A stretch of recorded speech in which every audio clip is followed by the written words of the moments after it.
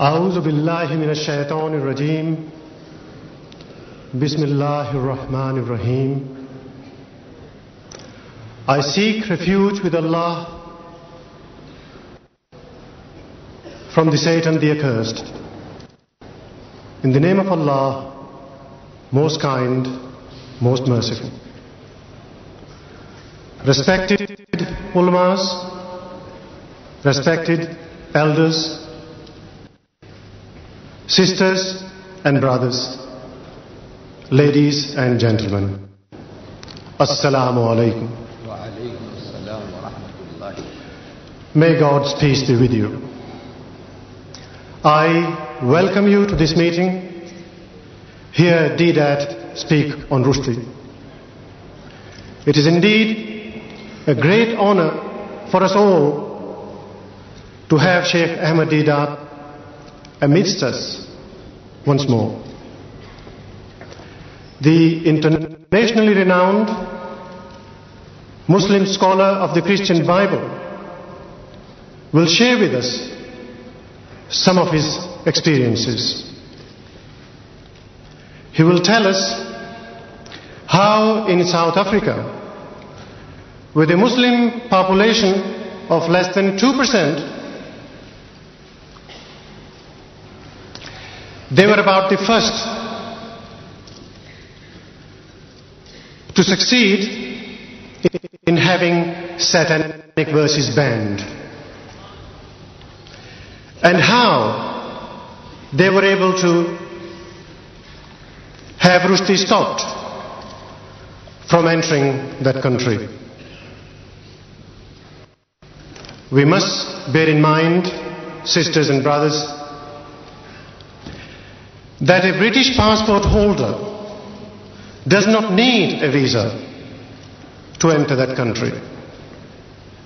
And South Africa is the country where apartheid is practiced. Ladies and gentlemen, it is also a privilege for me to introduce to you our chairman for today, Brother Sharif Malnik. Brother Malnik, Alhamdulillah, embraced Islam some 10 years ago. He is a lawyer holding a Juris Doctor from the US.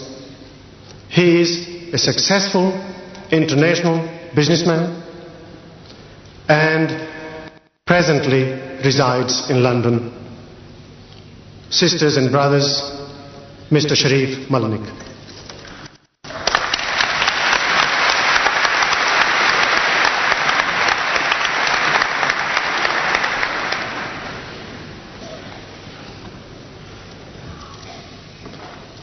أعوذ بالله من الشيطان الرجيم بسم الله الرحمن الرحيم. Jazakallah khair, Sheikh Deedat, Brother Shamshad, brothers and sisters, ladies and gentlemen, Assalamu alaikum wa rahmatullahi wa barakatuh. Wa alaikum assalam wa rahmatullahi. Before I introduce the honorable and distinguished speaker, I have been asked to read this to you. Satan, being thus confined to a vagabond, wandering, unsettled condition, is without any certain abode.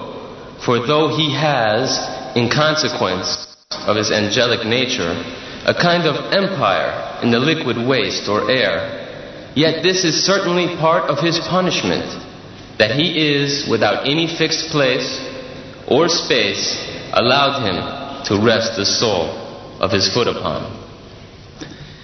Has anyone here actually read or heard this passage before within the last 12 months? Could you, with a show of hands, please, has anybody actually heard or read this? Yes, I see one and approximately 6,000 people here. This is actually the first page, the grand opening, the prologue, if you will, of the satanic verses. It is really the great hoax of the 20th century, that with over 1 million copies sold, with people willing to defend that book with their lives, that no one has actually read the book. And if someone says they have read it, I'm sure they don't understand what they've read. Because if you have read this book, and you understand what you've read, then you would not have defended it, but you would have rallied against it. This book truly represents a conspiracy against the nation. We have been fooled, all of us. Satanic Salman aptly chose that passage, which I read to you, to describe himself with no abode, punished, and with no place to rest the sole of his foot. An interesting prediction. And yet, this book was given the Book Award. It is a standard of literature which our future generations will study and be influenced by. We cannot allow that to happen. You cannot afford to allow that to happen. I should like to mention, as many in our audience are familiar with our most honorable speaker, you may have noticed that today's program did not begin with a recitation from the Holy Quran. This is most unusual for our prolific speaker, as you are probably aware if you have seen any of the 65 videotapes produced by Sheikh Deedat and his organization, the Islamic Propagation Center International. The Holy Quran will not be recited today, because the speaker shall deal with the actual contents of the satanic verses. I say the actual contents because I'm sure that you don't know what this obscene book contains, and you have proved it here today, one hand in 6,000. It is the vulgar nature of the satanic verses which precludes us from reading the Holy Quran to open the program today. But, ladies and gentlemen, somebody has to do the job. Do not despair. Sheikh Ahmed Deedat is here with us today, and he has done the job for us. He is the first person to deal with the contents, the actual contents of the satanic verses, however distasteful this may be. He is not afraid to dirty his hands. For, in order to remove an impurity, one must necessarily dirty one's hands.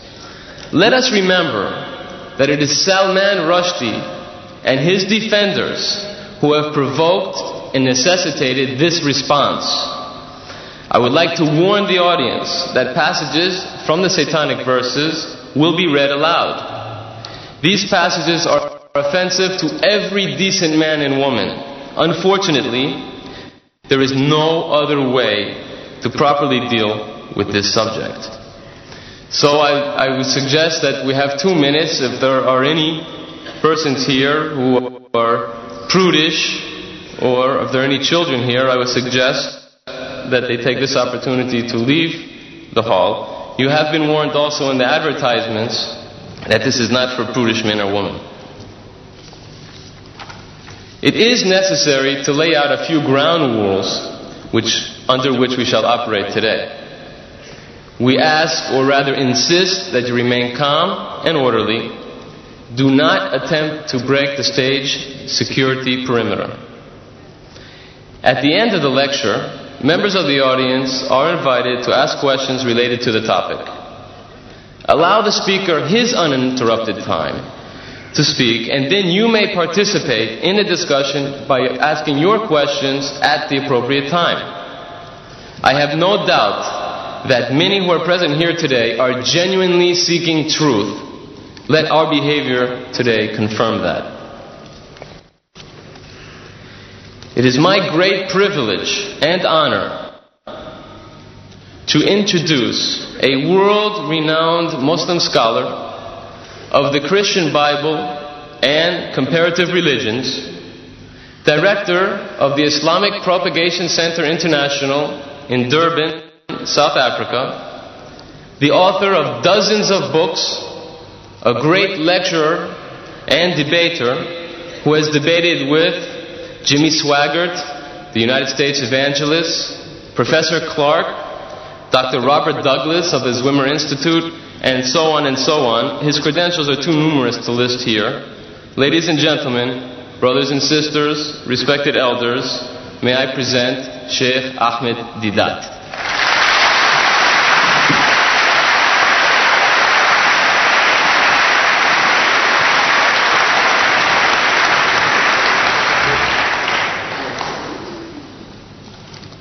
أعوذ بالله من الشيطان الرجيم بسم الله الرحمن الرحيم وإن عاقبتم فعاقبوا بمثل ما عوقبتم به ولئن صبرتم لهو خير للصابرين صدق الله العظيم. Mr. Chairman and brethren, the subject that has been advertised, as you read it in the paper, was not the original topic of discussion this afternoon. The original topic, as we wanted to advertise, was the subject of this book. Each and every one of you have it. If you have it in that envelope, please take it out. Have a look at it. Everyone is supposed to have this booklet. The cover, it says, How Salman Rushdie Fooled the West. That is how we wanted to advertise, in two colors, which we had planned. We sent it over, the negatives, for publication. But the so-called British Free Press, they couldn't stomach it. How Rushdie fooled the West. They said they won't advertise that. They won't take our paid adverts. Believe me, I am talking about your great country, which stands for freedom of speech and expression. For who? Not for everybody, for certain selected groups. This innocent advertisement, how Rushdie fooled the West, they couldn't stomach that. So we had to change it for their benefit to say, a challenge to the giants of the British literary world. These giants, the so-called giants, who are standing in support of Rushdie. I have been reading their statements. They said, never mind what he says, we support Rushdie. Never mind what he says. He is a God. He is their God today. Whatever he says, we support him. How can you deal with people like that? You say, come forward. Now I want to educate you. I want you to know what he says, because you haven't really read the book. That is why you talk like that. An amazing thing, I'm telling you now, really speaking, nobody has really read the book. Muslims and non-Muslims. Because I'm meeting your people in this country, journalists. And I'm asking them, they're asking us, I'm asking them, have you read the book? Most of them say no. They are honest. But some of them, they said, yes, we have. So I asked them, what have you read? What have you read? He said, well, it's a very, very difficult book to read. I said, yes. So many people say that. What did you read? I will come to that. I will come to that in time. Now, this book came out in September 88, I take it. And there was a furore among the Muslims of Britain. A dear friend of mine here in London, by the name of Arfat Malik, an attorney at law, a lawyer, he faxes some pages of this filthy, dirty, satanic work to me for my attention. And naturally, any Muslim, any decent person on reading what those pages contain would be infuriated, and I was infuriated. What to do? We said, this book should be banned. So we made an approach to the director of publications, a censorship board in South Africa, and showed him a few selected pages. And it did the job. It did the job. In a country where we are less than 2%, we have no vote, no voice.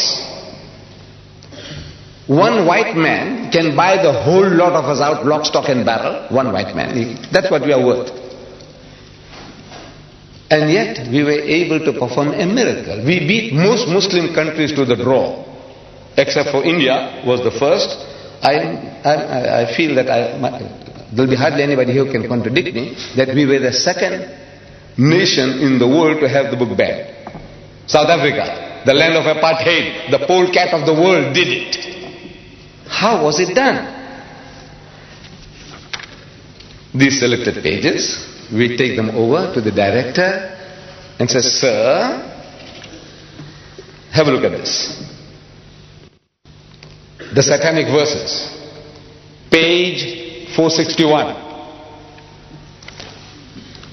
You don't have to worry. This book is an instruction book, is an instruction manual. When you read it, some of the pages and things that you miss out, you'll find them here. This is an instruction manual for you all."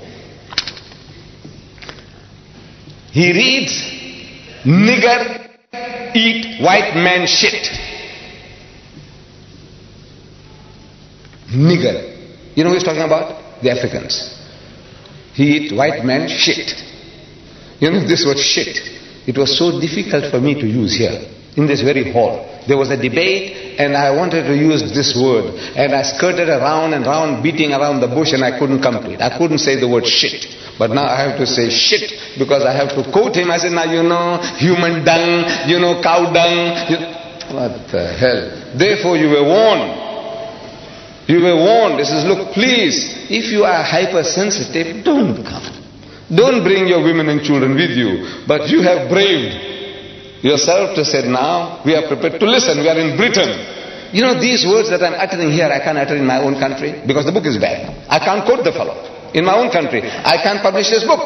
This tape that you will see, in case that you want to purchase this tape, videotape of this meeting, you will be able to purchase it and enjoy it at home if you want to. Put your children one side. Put them to sleep when you see this. But in my country, I can't do anything. I can't touch the tape. I can't touch the book. This is your privilege. You see, you have that freedom of speech and expression. I say, well, you enjoy. So, nigger eat white man shit. So the censor reacts. He says, "This is racist." He is a racist himself, but he said, this is rank racism. You know, how will the Africans react to this? This book is telling them that they enjoy eating white man shit. Because for this brown Britisher, white shit is good, acceptable, but not black shit. Our censor says, "Look, this should be banned." We say, "Boss." You say, "Boss." We say, "Boss." That's his language. You say, "Boss, this is your privilege." He says, "You know, boss, sir, master. He is coming to South Africa to promote his book." He says, "No, we can't have him." He says, "Boss, this is your privilege." So the book is banned and he was banned from coming to South Africa.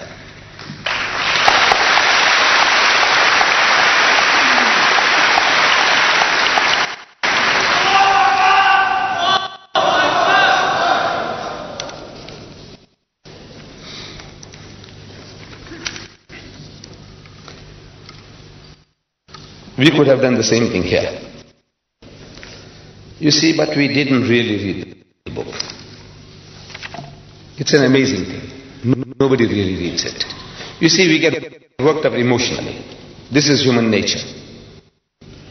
Something that hurts us, we have no time to think.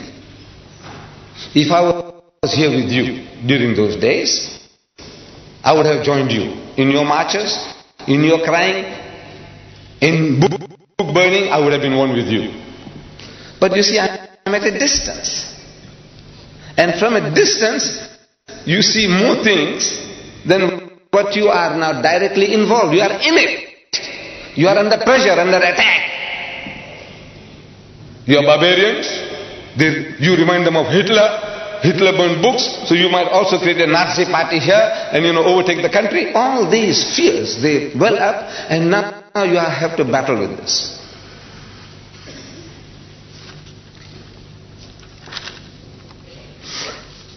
Now I am qualified to speak on this for a number of reasons. Number one, you see, I am an elder brother of yours. To some of you, I'm an uncle. Some of you can call me grandpa. I'm an old man. Number one. Number two, I have read the book.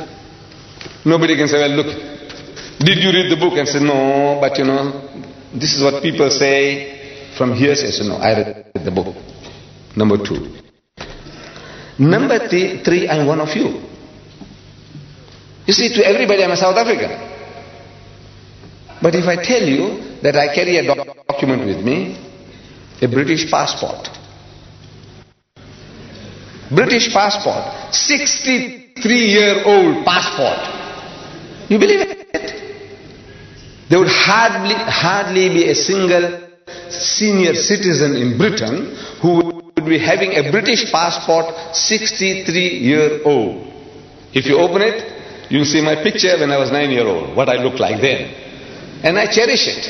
Well, by God, I cherish it because of that picture more than anything else. But now I value it. I'm a Britisher by birth and by holding a British passport. I would be looking forward to the pleasure of creating a senior citizens, British passport holders of 60 years and more.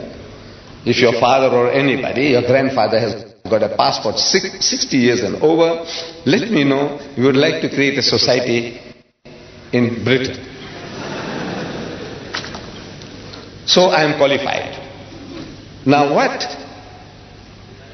In retrospect now, because it's far away from all those happenings, now I can talk more freely. I said, look, what I would have done. I couldn't have. If I was in the midst of you, I couldn't have thought all these things out.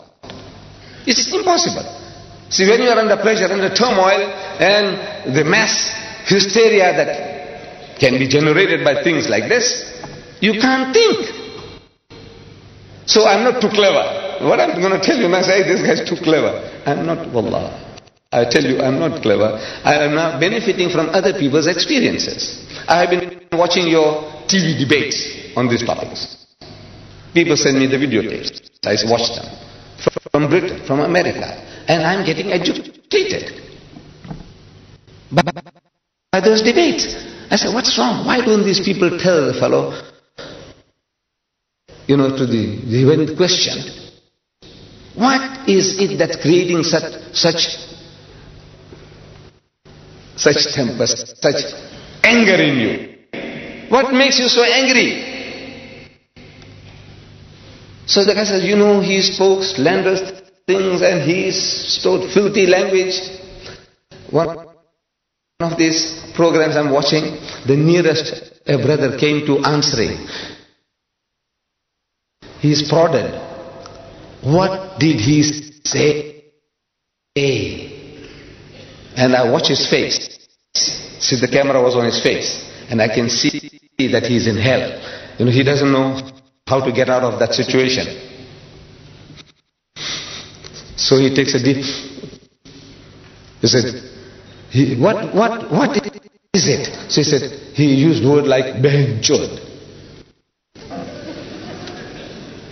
50 million people, the Americans are listening. What did it mean to them? Nothing. And you get enraged. You want to go and kill the man for that? What did he say? I said, our cases have been going by default. If you read the book, here, if you took the right approach, the approach even now is not too late. I will show you ways and means. Very cheaply you can get things done. Very cheaply. Not with the gun, not with the bomb, not with the stone. Very cheaply, by God. I show you how it can be done. I said, you should have contacted one of these Tory MPs. Tory, because Tory. You know this Conservative Party, Margaret Thatcher's Conservative Party. Tory. How you pronounce it? Tory. one of the Tory MPs and showed him. He says, look, have a look at this, sir. Our Iron Lady, our Prime Minister, this fellow Rushdie, show him the page, open the page 269. He calls our Maggie torture. Torture, not Thatcher, torture. One sentence, one word sentence, torture, full stop. Then he calls her Maggie the bitch. You know that? He is calling our Prime Minister Maggie the bitch, and he got away with it. Then on page 80 of his book, he says the British. I don't know how I'm going to say it. Page 80, he says the sister, F-U-C-K-I-N-G, British. You see, he's thinking in Gujarati or Hindi. He's born in Bombay. He wants to use the word that our representative use on the TV, Behenchod. No, he's thinking in that language and he translates it, but not at that stage. When he uses that word, no translation. Sister fucking British. This is what he's telling them. You fuck your own sisters. British, whether you are Pakistani British or English British or Sikh British or Jamaican British, you fuck your own sisters.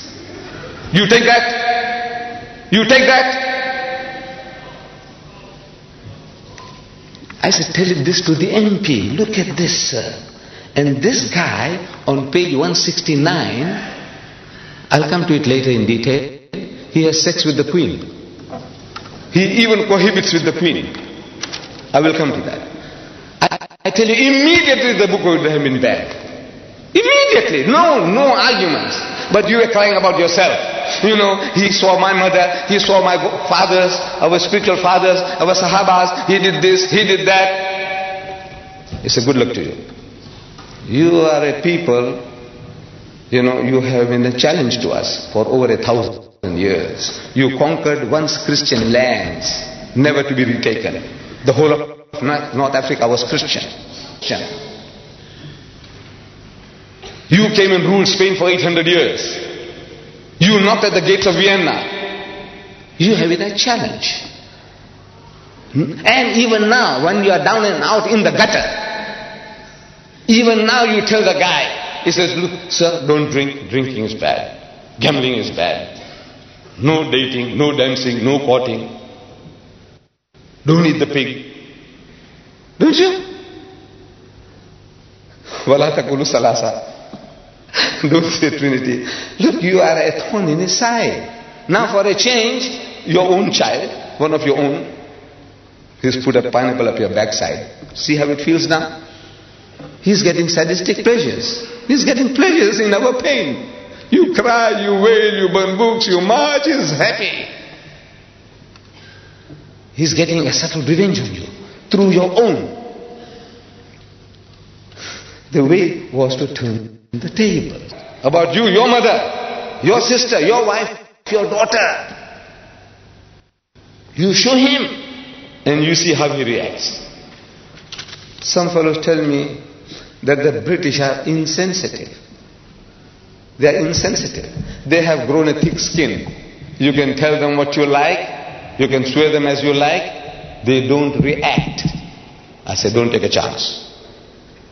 You're making a mistake. He is highly sensitive. But his sensitivity is selective.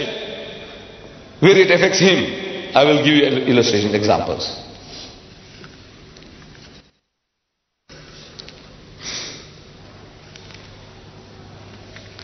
Right. So generally, they pose us the question, have you read the book? And when we say no, they have a big laugh. They have a big laugh. Now for a change, you should ask them, have you read the book, sir? He says, no. And you are armed with this booklet of mine. You just memorize some of these statements, verses, and you quote him. He says, you know, sir, the first page of Satanic Salman Satanic verses. First page. Chapter 1, page 1. He says, direct quotation I'm giving you. Direct quotation from the book, page 1. Don't go far. Start with page 1. You have been going too far. You know, you have given the page 268 and 300. Don't go that far. Start with page 1. If you have been reading, you can start with page 1. Even before page 1 you can start with his prologue. His prophecy about his own destruction. Not a place to rest his foot upon. No place for him. No peace. That's what he's saying. He's prophesying somebody is making him to write. Say, look, this is your end. This is your destiny. That's the first page, really. But he doesn't number it. So we take chapter 1, that page, first page. He says, proper London. This place here, London. Are we in London? Yeah, proper London. Bye. Here we come. Those bastards down there won't know what hit them. Which bastards? Londoners. You Londoners are bastards. Whether you are Pakistani Londoners or Sikh Londoners or English Londoners, what Londoners are you? If you are a Londoner, you are a bastard. And the things are coming down to destroy you. Direct quotation. Now, how does he feel? He said, look, he's calling us all bastards. You accept that? If it came from you as a Pakistani or as an Arab, the guy will punch you on the jaw. You know that? But this is a son-in-law. He married your sister, your daughter, a British girl. So you have to take it from him. No? You see, we people from the East, we seem to respect our son-in-laws, our brother-in-laws more than our own children. You know that? Because he is my son-in-law, my daughter's happiness is at stake. He is my brother-in-law, my sister's. This is our mentality. Is that the English mentality too? I don't know. But they have some special feeling towards this satanic Salman. So he starts with bastard, very mild. But I said, wait a little till he gets warmed up. Let him get warmed up. That's first page that was. He uses on that first page 16 Hindi words. 16, 1-6. For which he gives you no meaning. And you lap it up. I'm talking about the English now. The Hindi, maybe some Hindu. Our young people, what will they understand? Yaar, bhai. Huh? What will you understand? What is he talking about? Takatamtum. No. If I read it to you, you can't imagine anybody taking this book up, paying 15 pounds, the fool. He pays 15 pounds for this book, and he reads this. I read the first paragraph. See what you make of it. To be born again, sang Jibreel Farishta, tumbling from the heavens. First you have to die. Hoji, hoji, hoji, hoji. The Englishman understands what he's saying. Hoji, hoji. To land upon the bosomy earth, first one needs to fly. Ta-ta, takatum. The Englishman laps it up. Very nice. Very nice. Well, Indian spice. Huh?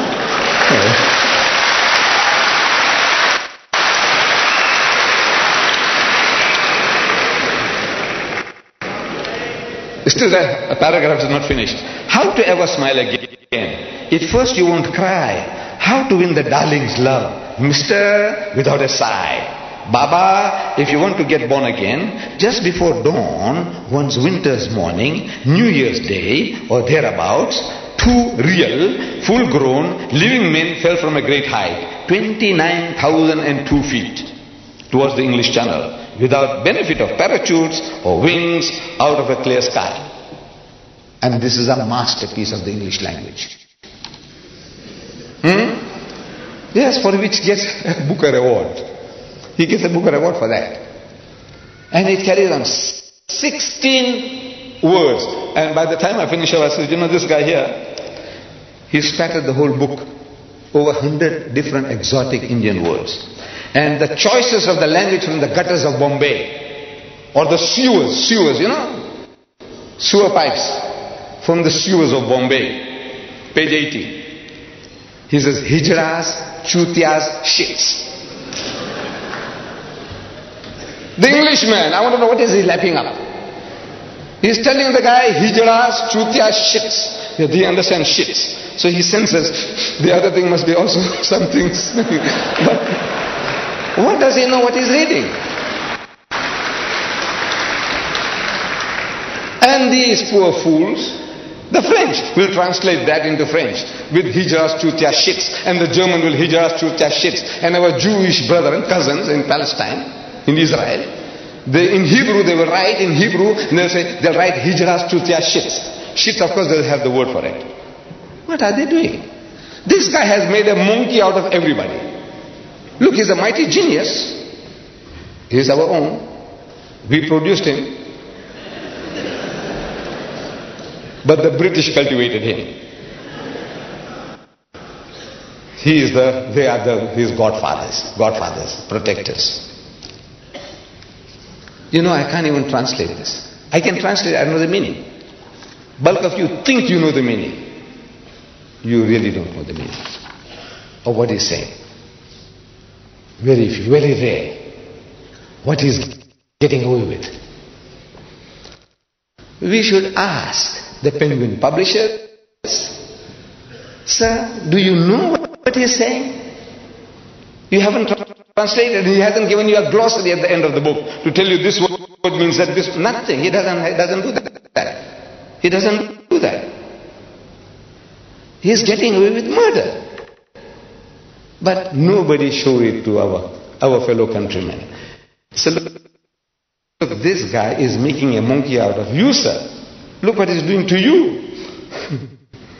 We must ask the Josephine Pauline Thompson of the General Secretary of the PEN, this society of all these essayists and editors and writers and playwrights and all that kind of thing. They have a society called PEN, acronym for all these things. Michael Foot and the Booker Prize Committee. Ask them, what is this? For which you paid this guy $800,000 or pounds, I don't know whether it's dollar or but it's 800,000 all right, as advance money. He said, this shit, don't give another printer. We will have this. We will eat this. That's what they did. Advance money. He said, look, this is for us. Reserve it for us. He's made monkeys out of everybody. And he got money in the process. He's our product. He's a mighty genius. Now, if you say that the British are insensitive, I say, no, you are wrong. They are not insensitive. I am reading in my country, call for ban in our local newspaper. It's a dateline from London. The news comes from London into our newspaper there. Call for banning a person. Furious British MPs. I'm reading. You will find this on page 9 in your book. Don't take it out now. Leave it now.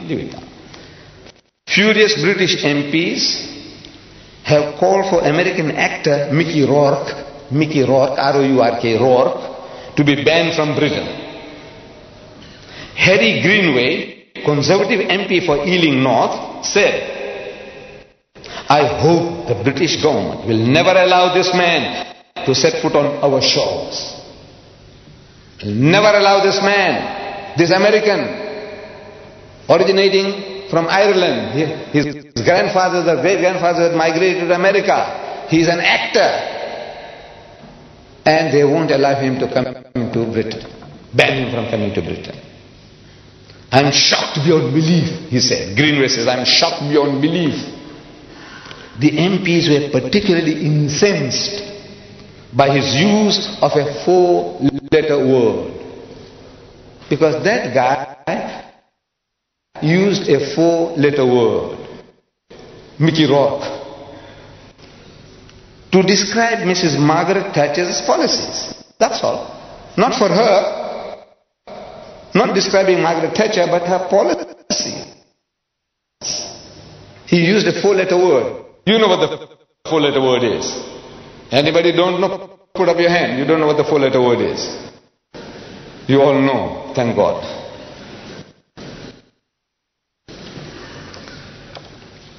For a 4-letter word, they're so incensed, they won't allow him to land in Britain. But Rushdie does one better than that. He uses the same 4-letter word,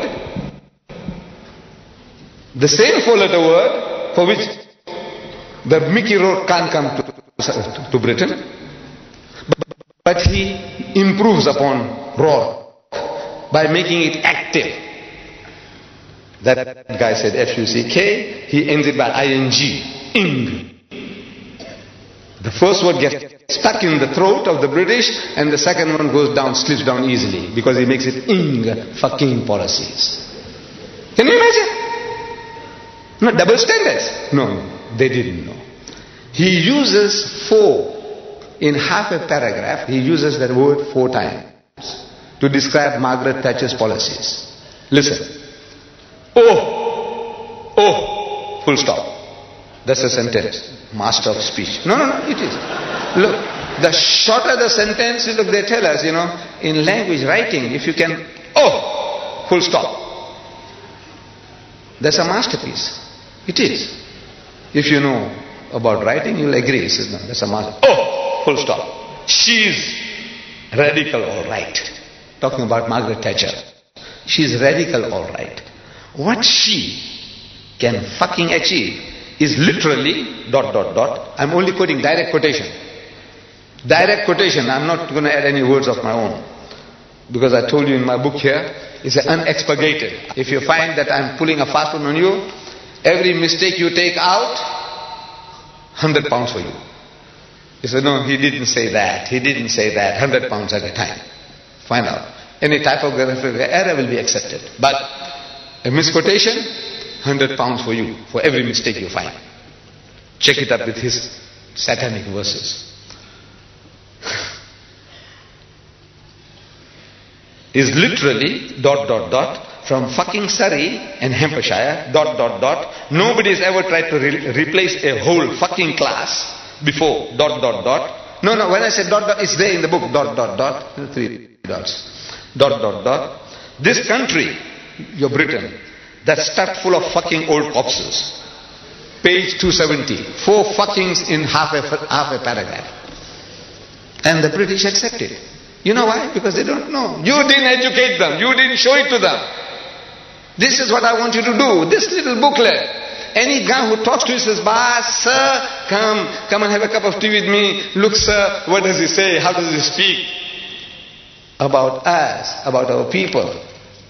And you say he's got the freedom of speech and expression. Unlimited? Absolute? Is it absolute? He can swear anybody's mother? He can swear you? Ask him. Is it right? Ask him. Ask them. But they don't know. By God, they don't know.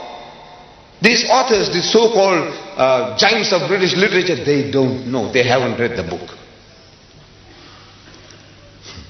He uses that word 52 times in this book. 52 times. F-U-C-K-I-N-G. 52 times. Open page 11 now. That book of mine. Open page 11. Page 11. You must have the book with you. We made it that every seat that one would take will have a book there. Page 11. You have a look there. Every letter of the alphabet. 52 times he's used that filthy, dirty word. 52 times. One for each week of the year. He didn't miss that. One for every week if you take it up. Kalma padho uska. One for every week. 52 weeks in a year. One for every week. Starting with A, and the A. And the A, you see it there. Fucking A. Full stop. Page 245. And carries on. Allies. Americans. Argentina. And the B. Beatles. Bedpan. And the C.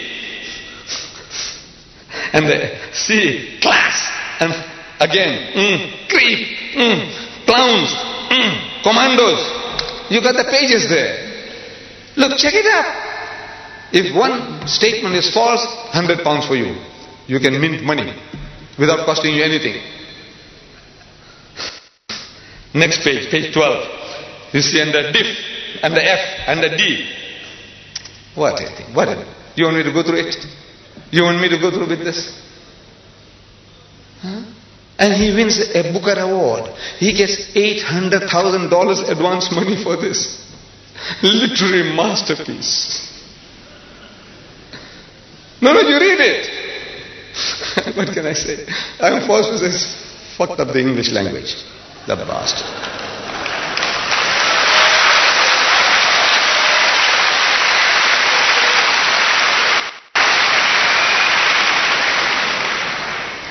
What does he say about our Iron Lady, Mrs. Margaret Thatcher?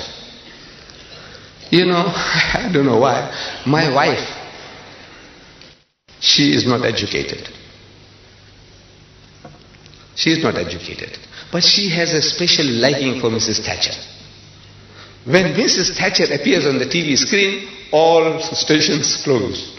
All stop. All work stops. She must listen to her. You know, maybe it's her militancy, her forcefulness, the clarity of her expressions. She is very clear. She loves Mrs. Thatcher. My daughter, she loves Mrs. Thatcher. They don't understand her policies. Look, you might want to question me. Please don't question me about her policies. I don't understand myself. But I also admire her. You know, the way she speaks, I like that lady. On page 269, he says, this torture, Maggie the bitch. Maggie the bitch. I'm asking, is that right? To call the leader of your nation a bitch. You call her torture? Maybe Mrs. Thatcher can take it. You know, she's so big, she's so great. What is the dogs barking? Let them bark. Call her a bitch? Maybe she can take that too. But I'm asking, the feelings of her dear son, Mark. You tell him that you are a son of a bitch. Because if mother is a bitch,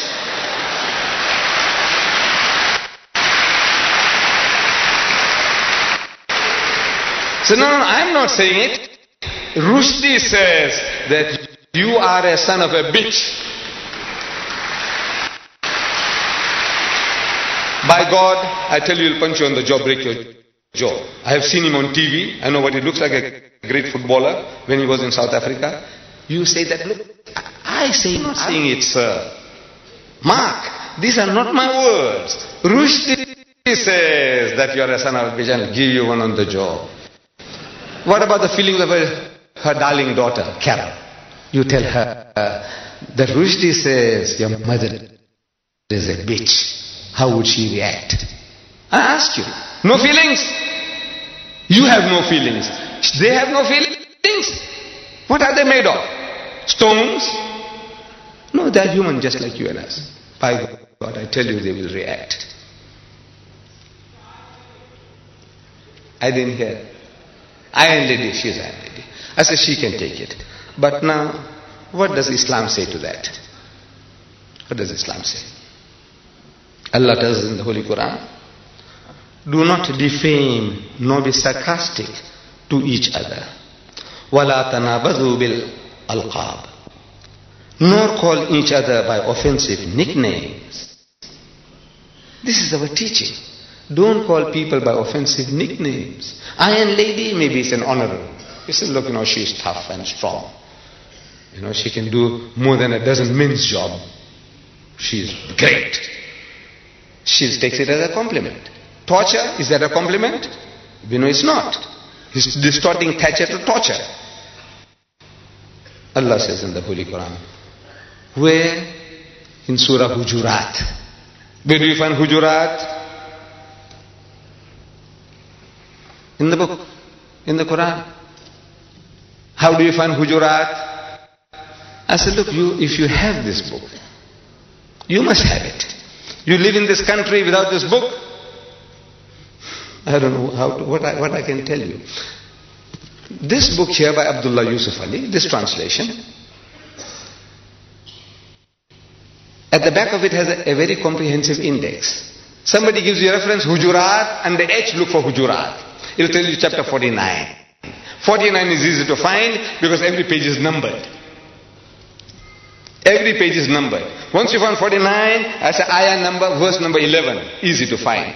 So you read the وَلَا تَنَابَذُوا بِالْأَلْقَابِ. And do not call people by offensive nicknames. Teaching. Or another place under slander. Don't slander. Give you references. Don't backbite. Gives you references. What do you want to know? Anything you want to know, everything here is on your fingertips. And this is your privilege to have this for £5. Almost 2,000 pages for £5. There are fools who are paying £15 for 547 pages. This satanic Salman's satanic verses, 547 pages, thick, these are thick pages, cheap paper. They are out to mint money. The cover is beautiful. The cover, as you see, is very beautiful. It is beautiful. You know, I mean the coloring, the production is good. But it's only a piece of paper. This is hardcover, solid, gold written. This is paper, but however, it looks very nice. 547 pages of filth, rubbish for £15. This 2,000 pages, £5. 2,000. This is Fletcher Bible paper. But most of you, I know you haven't got it. You haven't got this book. You have to arm yourself. They are available outside. We made it easy for you. Don't go start hunting for this book. You won't find it at Foyles. If Foyles had it, they'll charge you £50. Make it impossible for you to buy. £5 outside here is highly subsidized. Get it. For yourself, for your neighbor, for your employer, as a wedding present, as a birthday present. There's no better gift you can give to your family, friends, and even to your employers, even the non-Muslim. £5. Take them, one at a time, 2, 4, 5, 10, take them. Keep them. Maybe you might not be able to repeat it. £5 for 2,000 pages. This is £15 for 547 pages. This filth and rubbish. So Allah says, don't defame people. Don't call people by offensive nicknames. What about bitch? Calling a person a bitch?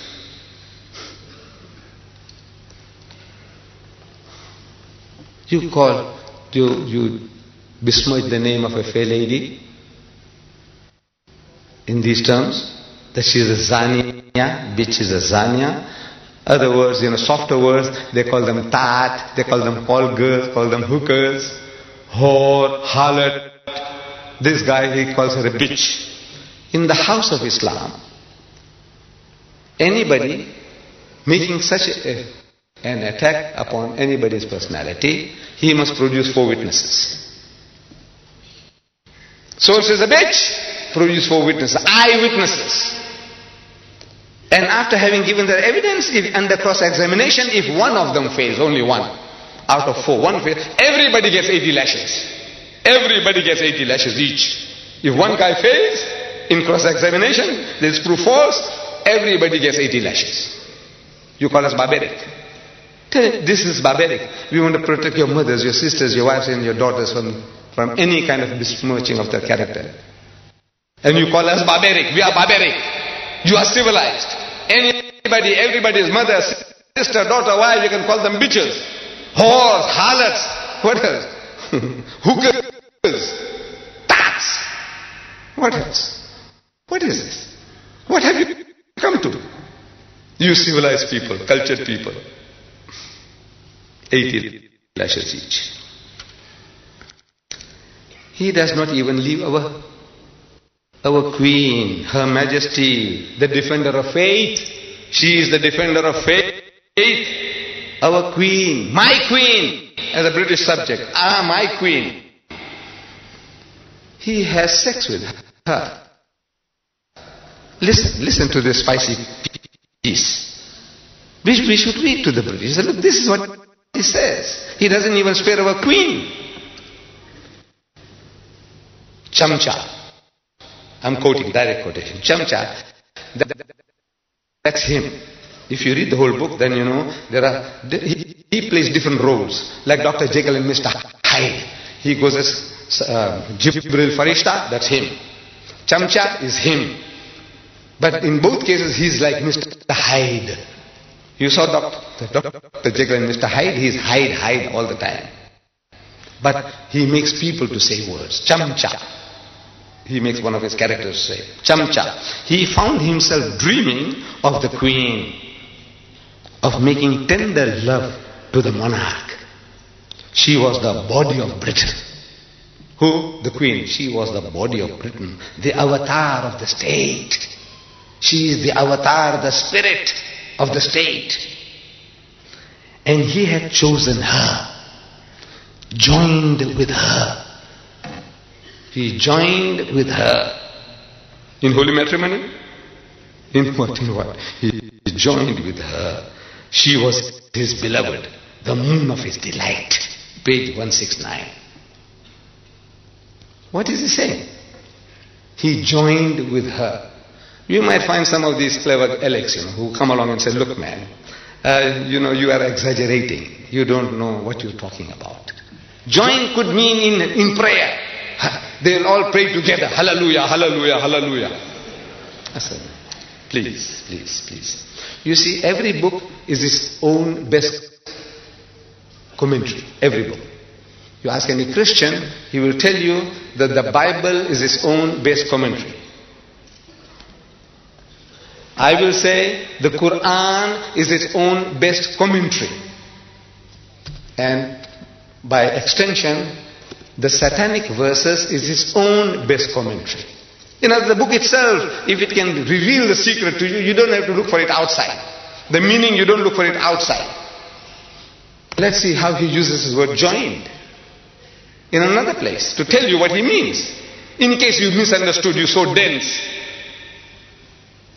Or such a pervert, you want to exonerate anything he says because he's your God. Whatever he says, you say, no, I support him. So if you want to support him, now listen now. He says, I'm quoting, direct quote, page 479. Wild donkeys, fucking wearily and dropping dead, still conjoined. Conjoined. What did he say? What did he do to the queen? What did he do to our queen? You take it? You accept it? You are not inferior. You don't feel hurt. There's something wrong with you. If you live in a country, you must be loyal to that country. Otherwise, get out. If a country is worth living in, it is worth dying for. Otherwise, get out. You have to be loyal to your rulers. This guy here, what he does to our queen, and you don't feel enraged. There's something wrong with you. There's something wrong with the British. Tell him so. There's something wrong with you, boss. I think what has happened to you? Cry with him. Cry for him. Cry. Make him to cry. Cry with him. Don't cry about yourself. Cry for him. What this guy has done to him. His benefactor, his godfathers and his godmothers. What he's doing to them.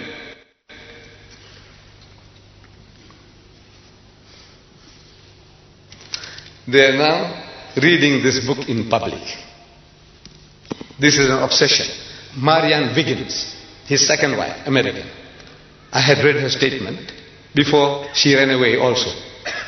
She also had enough of this guy. First what he did to, if I have the chance I'll tell you what he says about doing to white women. What he did to the first one and he did to the second one. But Marianne Wiggins, she said, if I was free, if I was not his wife, I would have read it all over Britain, place to place. At the present moment, there is a woman called Susan Sontag of this literary guild. She is reading it in public in New York. Religiously, daily. She is gathering people, men and women, black and white, young and old. So listen to this new Bible of theirs. The satanic Bible. The satanic verses. She's reading it to them. And there is a young man, an Afro-American. He's listening. He's very attentive. And she's reading from the book. She says, she's reading, I'm quoting, page 261 of the Satanic Verses. White women. White women.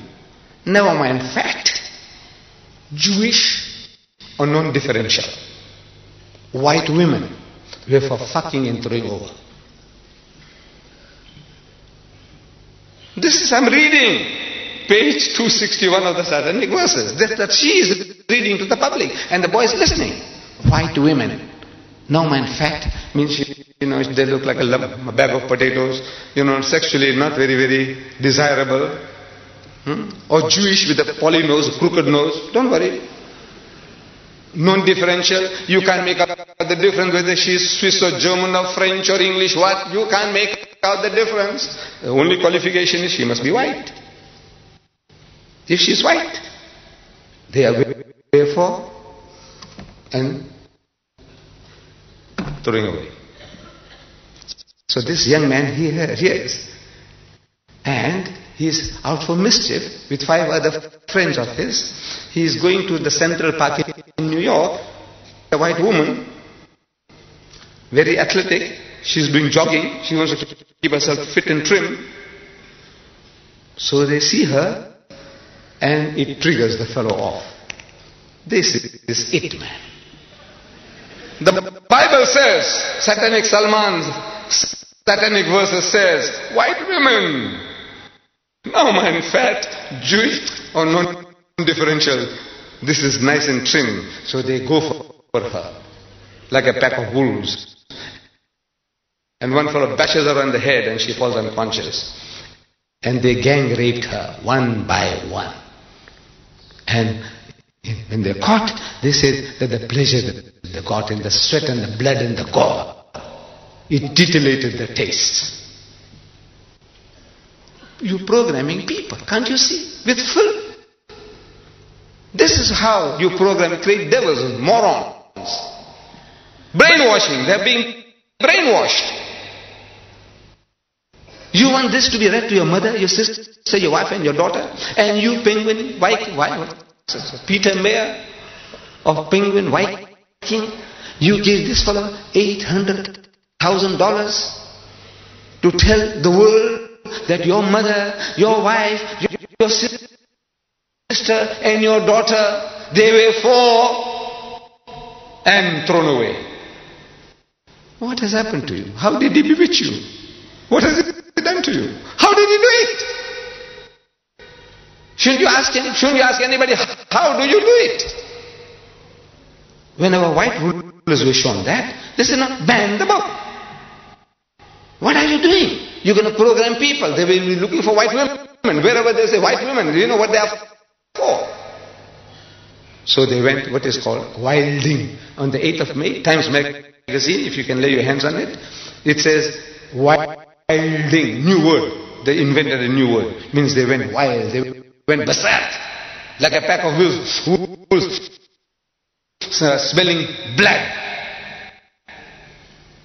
What are you doing? What are you doing to the world, to mankind?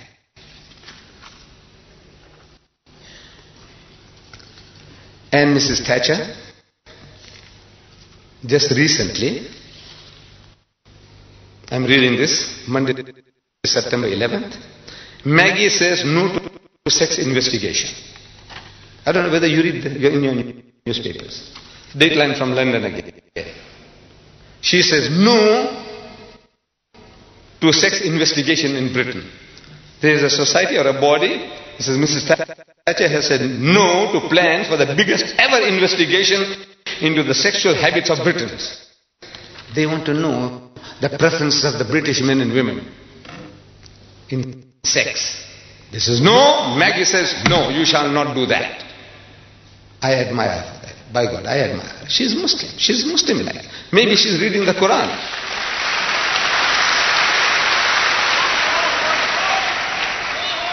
Because Allah tells us in the Quran, evil should not be noised abroad, broadcast, except when injustice has been done.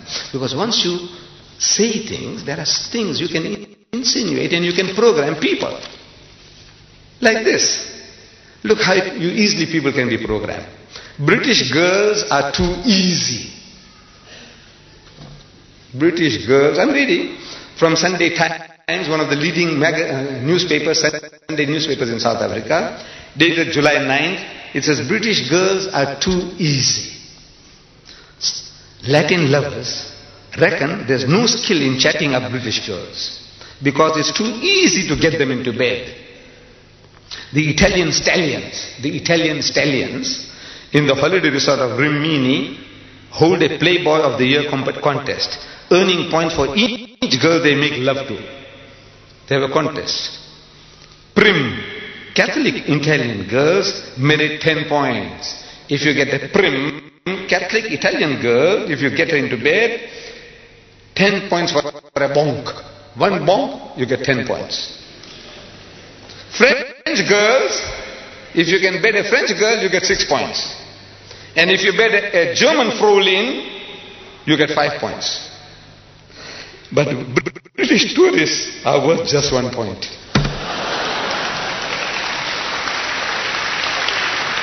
What are you doing? Your daughters, your sisters, when they go overseas, every guy thinks, man, this is the easiest meat. What you doing? Even if they're not, now everybody is making approaches. Like a beach in season. That every British girl is like a beach in season. Anybody comes, anything goes. This is what the guys are saying. You want to have a sex survey here? Here, September 16, 1989, The Economist, your news magazine, The Economist, says a woman was raped on a London tube. You know, your underground. She was raped. So they carried out a survey. And a survey showed that only 24% of women thought the tube safe during the day, during the daytime. Only 24% of women thought the tube safe during the daytime, and only 1% at night. You know what they're telling you? This is semantics, playing with words. They're telling you that 99% of your mothers and your sisters and your daughters are terrified at night. 99%. But they say only 1% feel safe. Instead of saying 99% feel unsafe. The masters of language. This is how they do it. You want the world to know? You want to take statistics? Dr. Kinsey, the American, he did it. The life of the American female. The life of the American female by Dr. Kinsey. I read it. But I will not allow my wife to read. Fortunately, she can't. But I will not definitely allow my daughter to read. Why? Because by reading that stuff, it's going to pollute their minds. It will give them filthy, dirty ideas which they could never have imagined. I can't give you details because it might create the same problems. I will not share it with you, what I read. Dr. Kinsey's Life of the American Female. If you read it, it's the same. The British female is the same. The French female is the same. The German female is the same. On the average, it'll be the same. Gives you ideas. Filthy, dirty things. Mrs. Margaret Thatcher is wise. She says, no, you shall not do it. I take off my hat to her. By God, she's acting as a Muslim. This is Islam. These things you don't do. And even what they call, this is royal gossip, that even British rags won't publish. Look, they have certain standards. You know, rags, British rags, these rotten papers, filthy, dirty newspaper, they talk about all the filth and the dirt, pornographic thing. And bigger headline, not even Britain's notorious gutter press. You have a gutter press here? Even notorious gutter press dares to print the story Yanks have read. The Americans have been reading. What? Mum's the word about Zara's dad. Mum's the word. Keep quiet. Don't utter anything about who is the father of Zara. Who is Zara? She is the daughter of Princess Anne. Now they're insinuating that she is the bastard child of Peter Cross, who was her bodyguard. 8 years ago, he committed adultery with her and he got this child, which was given out to the world as the child of Peter Phillips. But she was not. She is a bastard child by Peter Cross. The picture is given. The princess is there.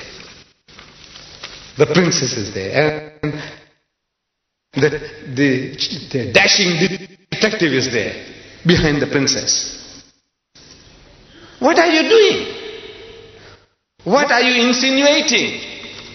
You are destroying the life of a child. Can't you see? One child. You are insinuating that she is a bastard child. She is a bastard child. At school now, 8-year-old girl, wherever she goes, if she is cross or angry about something, he says, I know why you are cross. Zara, I know why you are cross. Because you are the daughter of Peter Cross.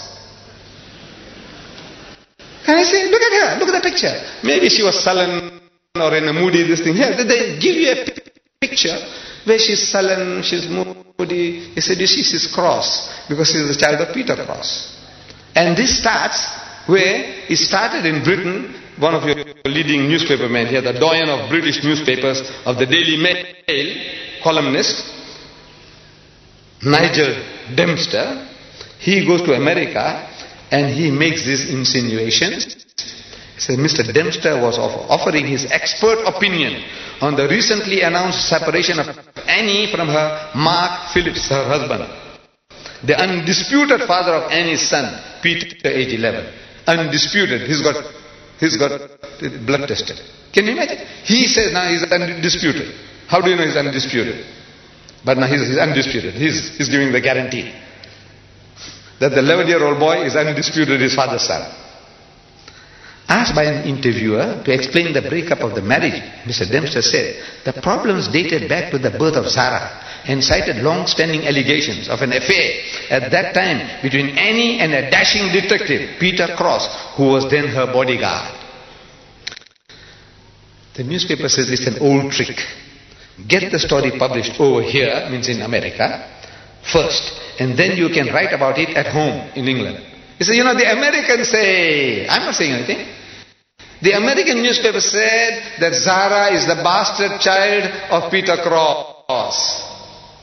Can you do that? In the house of Islam, can you get away with that? By God.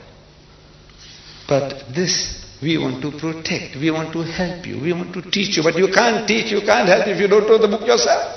If we don't know our own book, we don't know the games that they're playing, to be warned. Once you know, you can deal with the matter better. We are told, Allah tells in the Quran, Ya ayyuhallazina amanu, so you believe. Ajtanibu kathiran min al-zann. Say, avoid of much of suspicion as possible. Inna ba'da dhanni ithmun, because in most cases suspicion is a sin. Wala tajassasu, and do not spy upon one another. Wala yaghtab ba'dukum ba'da, and do not backbite or slander one another. Ayuhibbu ahadukum an yakula lahma akhihi maitan. Is there a single one of you? Is there one of you who is prepared to eat the meat of his dead brother? That's what you are doing. The person is not there to defend himself or herself. You are eating your dead brother's meat or your dead sister's meat. Allah is asking, is there one of you who is prepared to do that? Eat his dead brother's meat. Even cannibals don't do that. They love your meat, love my meat, but not his brother, and carry and dead meat at that. فَكَرِهْتُمُوهُ, says stop. Nay, they will abhor it. Unko karahat hogi, karahat. They wouldn't like it. Wattaqullah, fear Allah. Stop it. Inna Allah wa tawwabur rahim. Even now, Allah is of forgiving, most merciful. Jo ho gaya to ho gaya. What has happened in the past has happened. Stop it. No more. This is barbaric. This is barbaric teaching. These are satanic verses. The Habib says these are satanic verses. This is satanic. Is this satanic? Or you are satanic? Who is satanic? What is satanic? No, the trouble is also with us. We have let the Quran down. We don't know our own book. This ayah, How many of us have read? How many of us are trying to live by it? Very few. You know why? We are not programmed with it. To be programmed, you read, and you become aware and implement it in your life. This was from Surah Hujurat, again, chapter 49, ayah number 12. Don't spy, don't snoop, no snooping, no slander.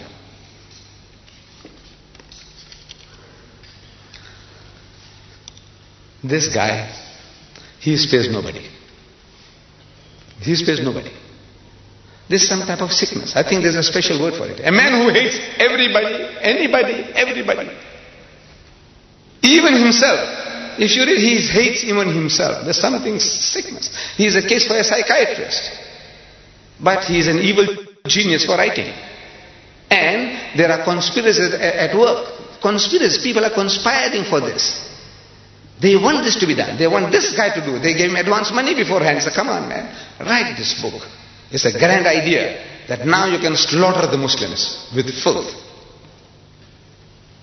I said he spares nobody. Even my Hindu cousins. My ancestors were Hindus. I come from Bombay, India. My ancestors were Gujarati Hindus. I'm thanking Rajiv Gandhi. We all Muslims, we must thank Rajiv Gandhi for banning the book. But I'm telling him in my little booklet, I said, Rajiv, you have done yourself a great favor. I will not attribute motives to him. Oh, he wants to curry favor with the Muslim voters. No, don't do that. If a man has done a good deed, acknowledge it. Rajiv, I thank you for what you have done. Thank you very much.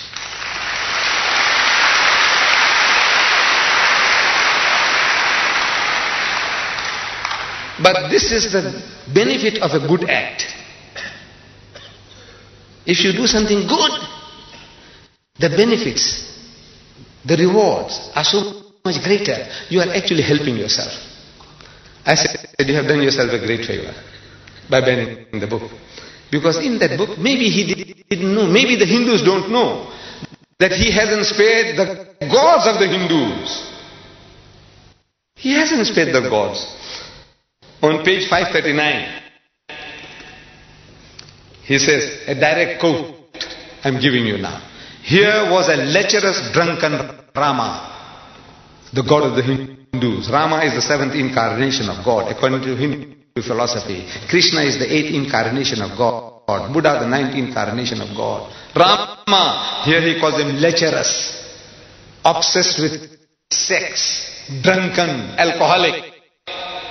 Rama and a flighty Sita, his wife, worshipped by millions of Hindus as a goddess. She is a flighty woman.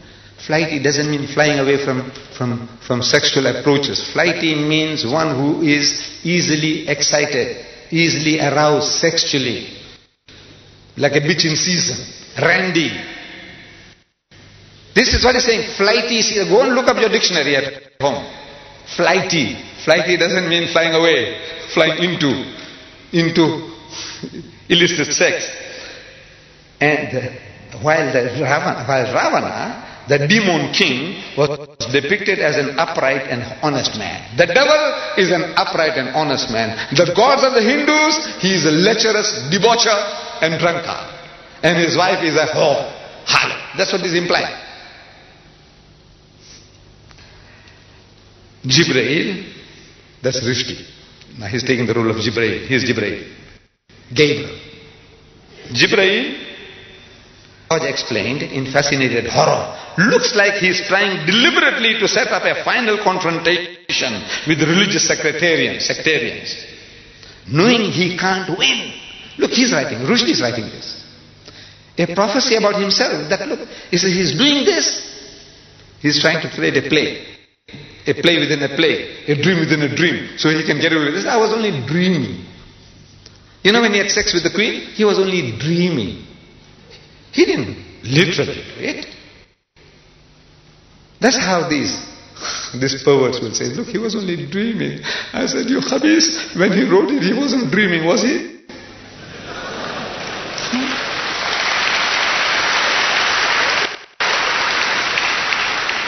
So a dream within a dream. So he said, look, it was a dream. This guy went and that other one led to other dreams. He says, a final confrontation with the sectarians, knowing he can't win, that hell, he'll be broken to bits. Page 539. That he will be broken to bits.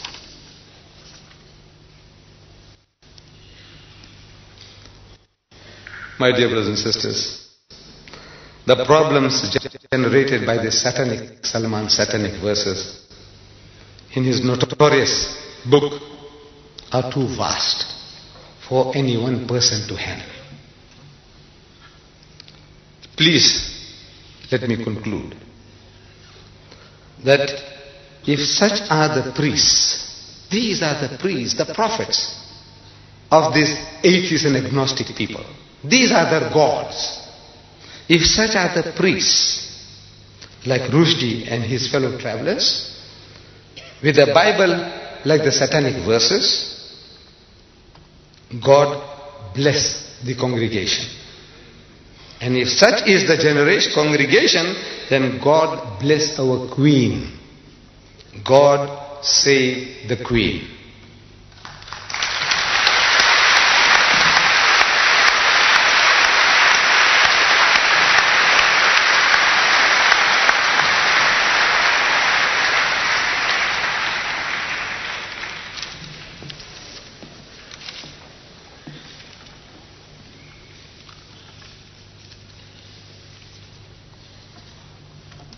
Assalamu alaikum wa rahmatullahi wa barakatuh.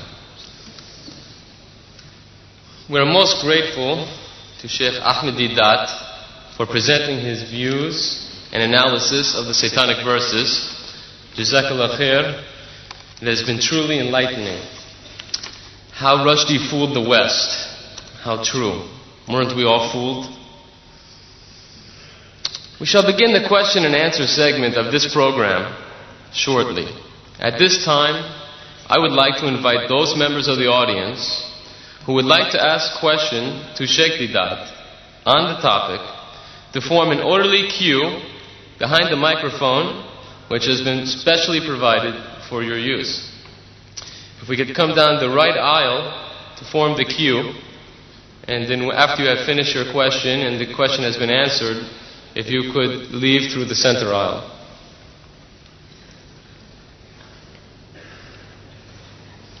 Themselves. They can identify themselves. While you are forming the queue, it is essential that the following guidelines be strictly adhered to, so I would like to fill you in. This will avoid the chairman having to interrupt the questioner. This is a question time, not an opportunity for you to make a speech. If you want to make a speech, then I suggest you hire a hall, such as Sheikh Deedat has done today, the Royal Albert Hall, and he has graciously consented to entertain your questions. Please, only one question per visit to the microphone. If you have further questions, please just go down the center aisle and take your place at the back of the queue again, so this way more people have an opportunity to ask questions. And as well, we get a broad range of questions. Please do not interrupt the answer. Ask your question and be respectful enough to listen to the answer. This is not a debate. Finally, please keep your questions succinct and related to the topic of today's lecture. How Rushdie fooled the West. It is not fair to the speaker or to the rest of the audience to ask a question on another topic.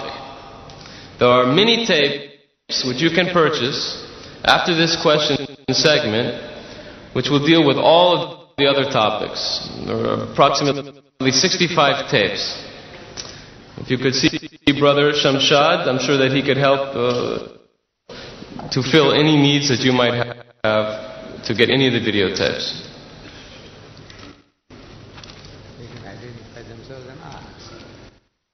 And also, if you would please, before asking your question, identify yourself and then proceed to ask your question. I think then we're ready for the first question. If you could, please, sir, identify yourself and ask your question. So, Wahib Hassan, the student. Just like to ask, should Rushdie die?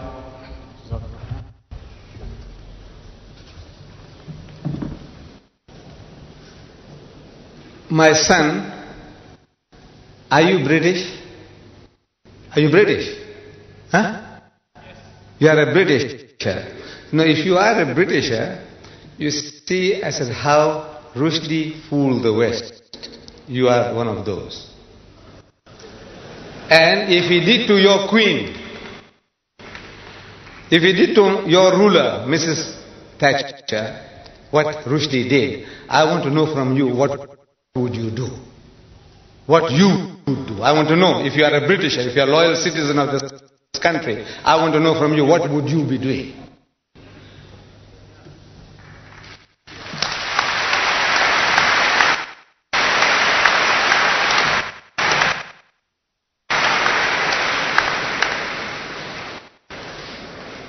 Incidentally, the topic of should Rushdie die really is a separate topic. And there is a video cassette.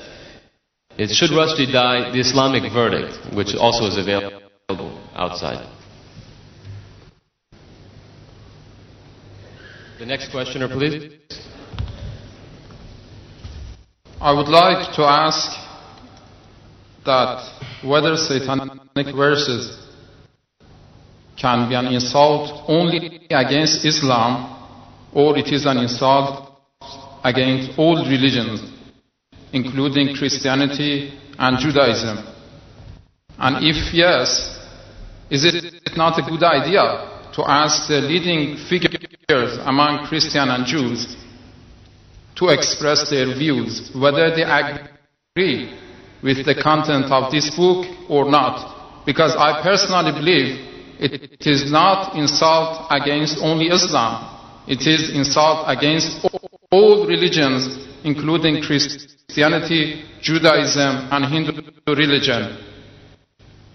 And the second thing I wanted to ask, because I or other people here might have the wrong impression that you are a supporter of any political figure, could you also clarify that point? Could you repeat the second part of your question, please? I or other people might have the impression that you are personally a supporter of certain political figures in this country. Please clarify also that point. Thank you. The second question first. I have no affiliation with any political parties or any religious groups. I am a Muslim, and I stand here as a Muslim and I speak as a Muslim.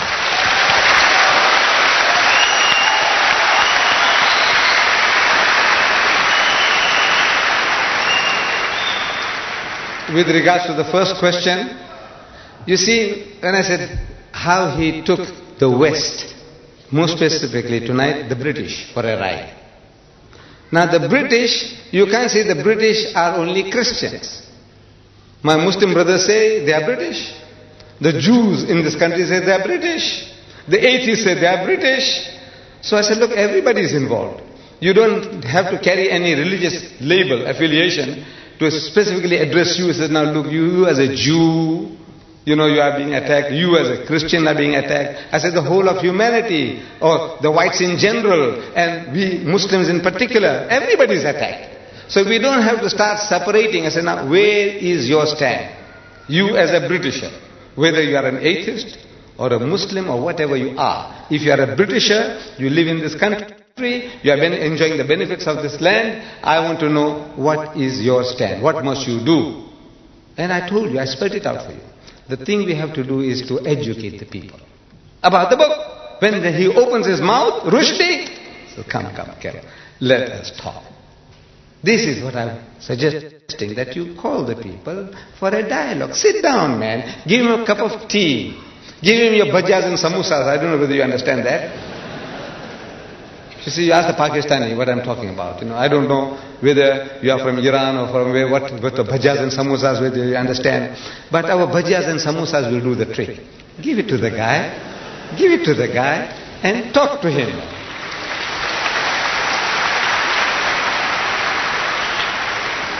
inshallah, the job will be done. I 100% agree with what you say, and I think it's a very good idea that in rational debate it's pointed out that this book is insult against all the religion, not only Islam. The whole of humanity, the whole of humanity. Could we have the next questioner, please? Would you identify yourself, please?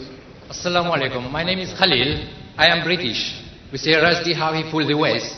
But so far, Mr. Deedat mentioned he's a genius.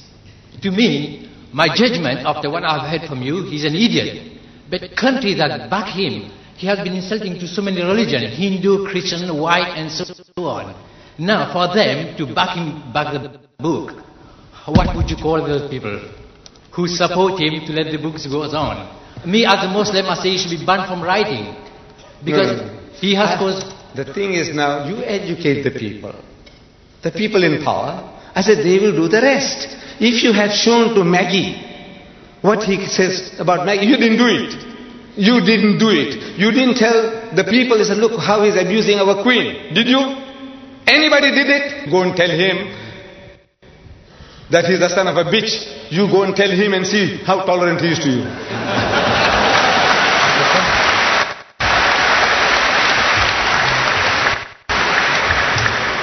Would you identify yourself, please, and ask your question? Assalamu alaikum. Ladies and gentlemen, brothers and sisters, Sheikh Deedat. Like all Muslims, I'm incensed by what Rushdie has written, and I feel I must protest. According to what you said during your marvellous lecture to the Quran, we cannot nickname people or mimic, is that right? Then how would I feel when I read your book, on the first line, refer to Satanic Salman and the picture with the horns and the hat? Is that against Quran or not? Could you please clarify that point for me? Thank you. Thank you. Well, let me say, look what he did to me. See, if I swore you, anybody will justify you swearing back. Am I right? Am I right? Yes. If I swore you, you swear me. You swear me, I swear you. And people say, well, you just can't help. That guy did it to me. What he did to me, my natural reaction, I'm not perfect, by God, by far from perfect. Could we have quiet, please?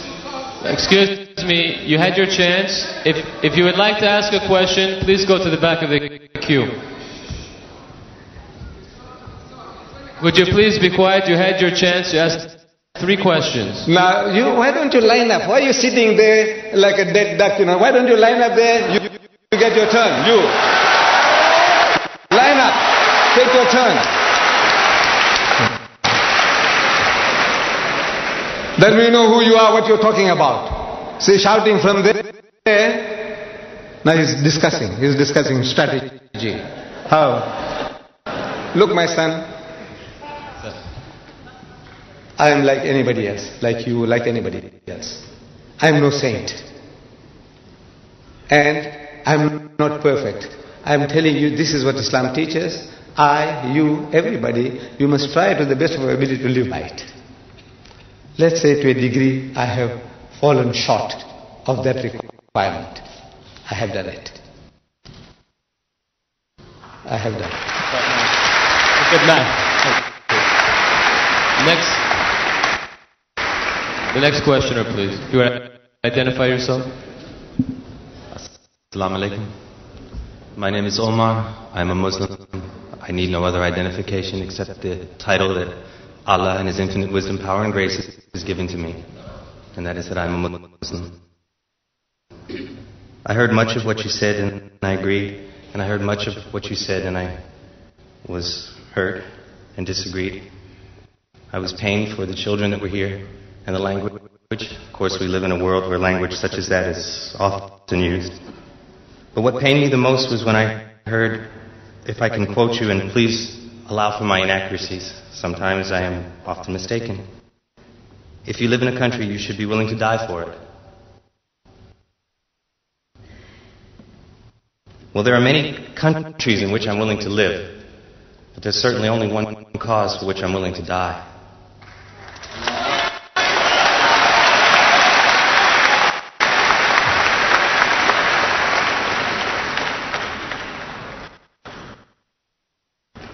please clarify yourself if you could. Yes. Thank you. You see, I made a statement that if a country is worth living in, it is worth dying for. I did say that. Islam teaches us that if you can't live, you can't practice your religion, you can't do things right, then you make hijrah. Allah tells us in the Quran that His earth is vast. For provision, He will provide for you. Make hijrah and go. Go somewhere else. You have no right to remain in a place now. If you are not allowed to practice your faith, your iman, our thing is now, if you are not in a position to practice your deen, you must get out. That is all. So, but if it's worth, I say, if it's worth living in, your country is at war and you sit at home and say, let the people die for you, for your children. I says, no, you must be prepared to defend the country against any outside attack. Right is right, wrong is wrong. But you owe certain loyalties to your country. If you are in Pakistan, you have to defend Pakistan. If you are in Saudi Arabia and there's conscription, in my country there's no conscription for the black man. But if there is, I can't help it. He said, look, if you live in this country, you have to fight for this country. Otherwise, get out. So this is the answer I can give you, my brother. That I said, if you think it's worth living in, then it's worth dying for. If it's not worth living in, then you are free.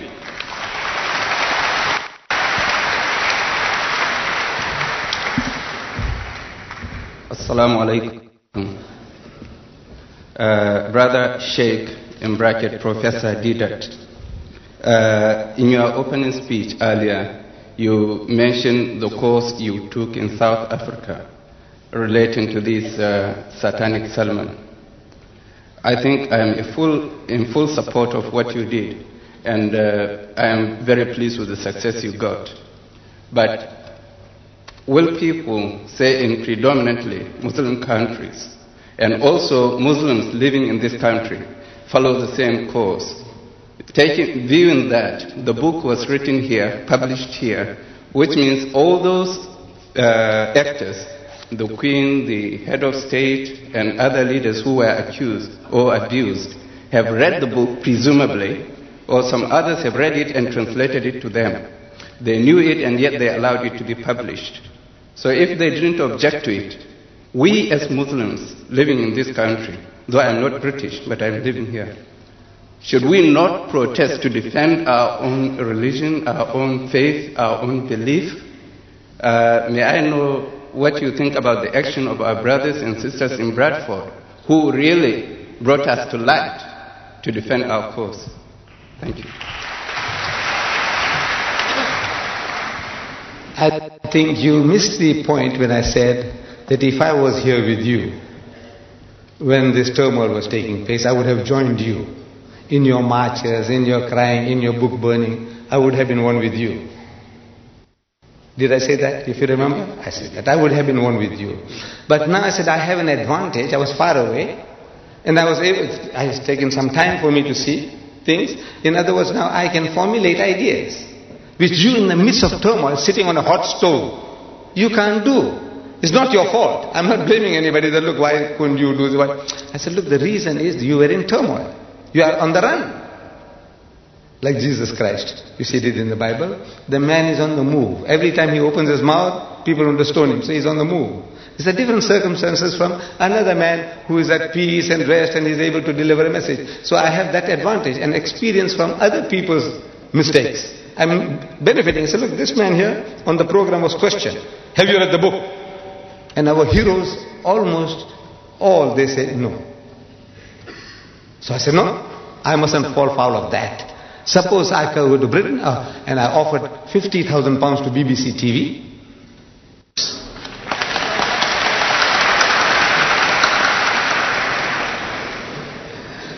You think I know people's minds? I don't. This is the question you should ask them. Look, the question, the person who does or who doesn't, you ask him the question. Why? No, the problem is that do you have a question on the topic? Because we're discussing international politics. By talking or merely understanding the West, because the West have conspired against Islam in this unity. Might make a very we as a Muslim are not united. This might make a very interesting topic in the future, but unfortunately it's not the topic here. Yes, could we please have the last questioner? Or pair of questioners?